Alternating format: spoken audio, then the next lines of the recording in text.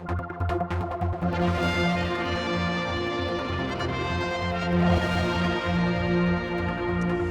come out to Ballagilbert farm here near Ronnock, and with me is Geoff Sutcliffe.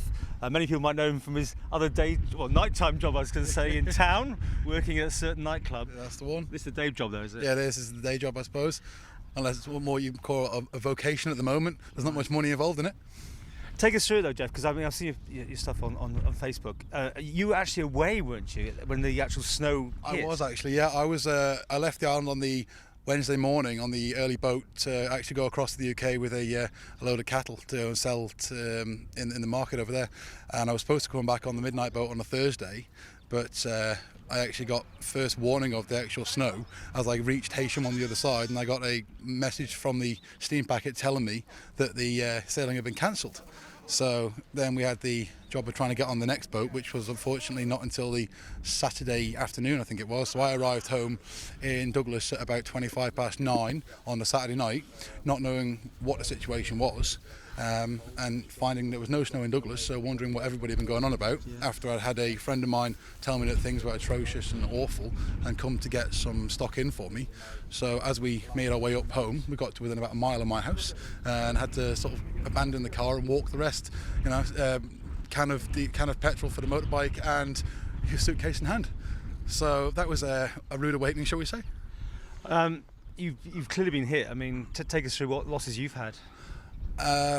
Well, to be fair, the losses are still happening, but everybody's obviously heard about the losses under the snow and the animals and the stock, and I think the main thing that a lot of people seem to forget is the aftermath that's caused by that. You got your lambs that are being born to mothers that obviously haven't got any milk. There's no goodness in the ground, so you're obviously losing animals and lambs right, left and centre. I've mainly lost, I've lost numerous amounts of sheep and even more a number of lambs, unfortunately. So it's not looking good for this year, really. Take us through. I mean, the aftermath is this grass looks the wrong colour to me, and I'm a townie, but that shouldn't be that colour, should it? Yeah, the aftermath of this is actually, as you can see, there's no grass anywhere. At this time of year, we'd be expecting probably 2 to 3 inches of grass in this field, but it's just not come. It's in the last 2 days, it's maybe started to just change colour, so I think we're probably about 6 weeks behind schedule, really. And you also, I know that your shed has lost its roof. Yeah, that was due to the weather on the Saturday night, the wind as it blew everywhere. We had a shed that was about 2 years ago replaced. The roof came off that again, so we've now got that to contend with as well. And you got a lot of cattle inside, have you, at the minute? Yeah, not in that one, presumably, but no, not in that one. No, they wouldn't be inside in that one. We've actually still got a number of cattle inside. Well, most of them actually, because obviously the weather and conditions haven't allowed for any growth on the ground, so there's anywhere to put them, and that's costing an awful lot of money just to keep them in when they should be out, really. And at the same time, then you've also got the problem of disease, in the young stock, because you want them outside in the fresh air, really.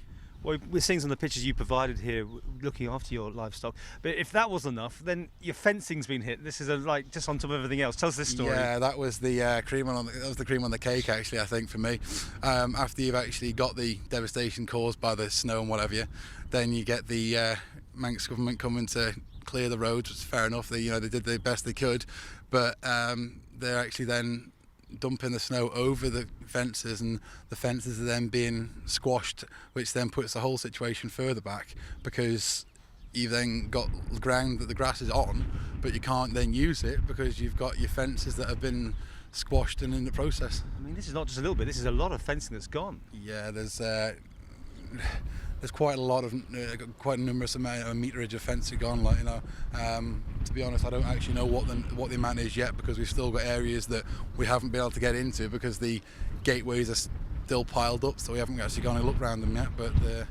I mean, have you heard from the Minister, Mr. Gordon? Has he been out to sea, or government offering now that maybe the dead stock can be buried on site, and there's all these sort of extra incentives that, trying to help you out? Have you heard about them? Have you been, on site? We've been kept quite well informed with the text message scheme from the government. I personally haven't spoken to Mr. Gordon myself, but I've heard a lot of what he's got to say on the radio, and I genuinely hope he's going to fulfil on what he's saying and actually do something to help the farmers that are struggling in such a bad way at this time, because obviously we believe that farming has good years and bad years, but the last 15 have been pretty atrocious altogether, so we haven't had any of that good years to fall back on at the moment.